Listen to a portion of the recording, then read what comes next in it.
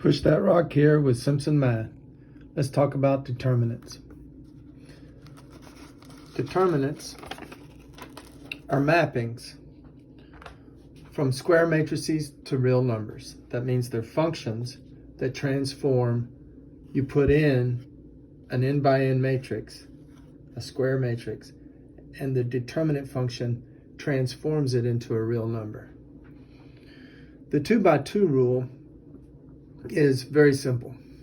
It takes a 2 by 2 square matrix. We have a 2 row by 2 column square matrix here, and it maps it to a real number by taking these two entries on this diagonal here with the negative slope, A times D. So you multiply the entries on the negatively sloped diagonal together. Then you multiply the entries on the positively sloped diagonal together, CB, and you subtract. So AD minus CB. Now another notation for determinant is just to use these straight vertical lines that we use for absolute value when we have a real number in here or a function or something like that. But in a square matrix land, those absolute value bars actually mean determinant. So when you see that around an array of numbers, if that's a square array of numbers and you see the absolute value, that actually means determinant. Now before we can do the rule for a 3 by 3, I want to introduce some terminology. So we're going to define the word minor. The minor of entry J is the determinant of the matrix appearing after removing the row and column containing J. Now that definition seems really weird, but if you just do an example, it makes everything clear. So we're going to find, here's a 3 by 3 matrix. We're going to find the minor for this entry, entry 6. So to do that, we have to remove the row and column of the entry. So I remove this row and I remove this column.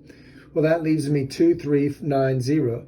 And I get the determinant of it because the minor is the determinant of the matrix that appears when you remove that row and column of that entry. So I get 2 times 0, which is 0, and 9 times 3, which is 27, and I get the difference. 0 minus 27 is a negative 27. So the minor of this entry 6 is negative 27. Now, let's define cofactor. I'm defining this term a little differently than a lot of books, but in my scheme it will work. So we're going to define the cofactor of entry J. And the cofactor is simply a power of -1. It's -1 raised to the R plus C, where R and C are the row and column containing the entry you're worried about, entry J.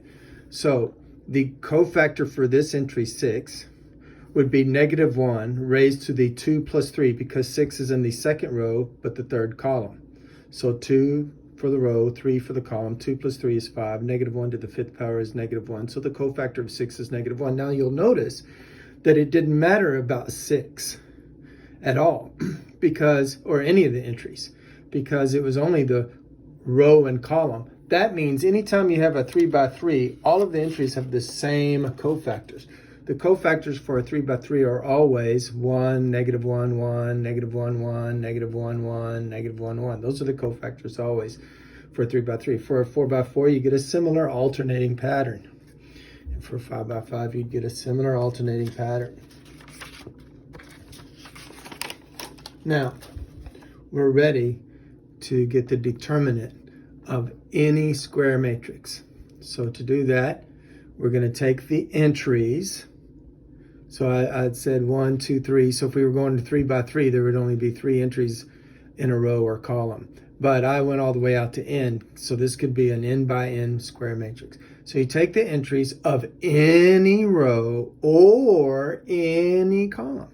Pick any row or column in a square matrix. And it will have minors. So M1 is the minor of J1 and M2 the minor of J2 and so forth, so out. And it will have cofactors. And the determinant of the matrix is the sum of the products of all the entries in any row or column with the minors and cofactors. Now, some of you may not be familiar with the summation notation, so I wrote it out here. All that means is I take J1 times M1 times C1, because it's JMC. And then I add in doing it for J2, M2, C2, and then J3, M3, C3, and so far and so on until I get to the nth one. That's what this one, start with the first and go to the end, means. So this may be new notation for you, but don't let it scare you. It's not hard. I'm going to show you with an example. So here we go. But before we do an example, let's make sure we're going to get the determinant of this matrix here, but we already have the minor of 6. Remember, it was negative 27. Well, let's get the minor of this 1 here. So to do that, I knock out this third column in the first row, and I'm left with this little matrix, and I get the 2 by 2 determinant. Remember, the 2 by 2 is 4 times 0 minus 9 times 5. 4 times 0 minus 9 times 5. That gives me negative 45. I'm going to do it for this negative 1 as well. So down here I have the matrix copied down again, but I'm going to knock out the third row and the third column, because I have to remove the column and row containing the entry I want to find the minor of. And then I look at the resulting matrix and I get the determinant. Well, you get the determinant of this little matrix here, 2, 3, 4, 5. You multiply 2 by 5 minus 4 times 3. So 2 by 5 is 10. 4 times 3 is 12. 10 minus 12 is a negative 2. So the minor of negative 1 is negative 2. So we are now ready to be able to get the determinant of this 3 by 3. All I had to do was pick any row or column. I picked this column 3, find the minors of it, and we're ready to do it. So remember, these are the cofactors. So for column 3, I just happened to pick column 3. You can pick any row or column, but I picked column 3. These are the cofactors, 1, negative 1, 1. The minors we found with previous work, the minors for these entries are negative 45, negative 27, and negative 2, corresponding to each one of these. Now, to get the determinant of this 3 by 3 matrix, remember these straight bars mean determinant, I simply go this first entry times its minor times its cofactor, write it down, plus second entry times its minor times its cofactor, write it down, plus third entry times its minor times its cofactor, write it down, and figure that out. I see some of this is hidden down here, but this will be a negative 45, 6 times a negative 27. Well, 6 times 25 plus another 2 times 6, so that gets us 162, because 6 times 25 is clearly 150, plus 12 is 162. And then this is clearly just 2. And 162 and 2 is 164, and I don't like to borrow. This is terrible, trying to borrow 5 from 4. So I just rewrite negative 45 as negative 1 and negative 44, because negative 44 from 164 is clearly 120.